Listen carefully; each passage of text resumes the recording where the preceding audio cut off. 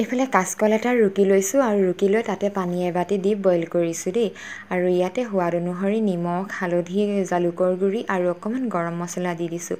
আৰু এয়া সন্ধিয়া চাহৰ লগত খাবৰ কাৰণে বনাই আছোঁ। আৰু ইয়াত উতলতে অহাতে পদিনা আৰু ধনিয়া অকণমান মিহি মিহিকৈ কাটি দি দিলোঁ। আৰু ভালকৈ আটাইখিনি লৰোৱাৰ পিছতে যিটো বাতিৰে পানী দিছিলোঁ যে সেই বাতিটোৰে আকৌ চুজি দি দিছোঁ আৰু একেবাৰে সম পৰিমাণত পানী আৰু চুজি। তাৰপিছতে এইখিনি আকৌ ধুনীয়াকৈ লৰাই দিলোঁ।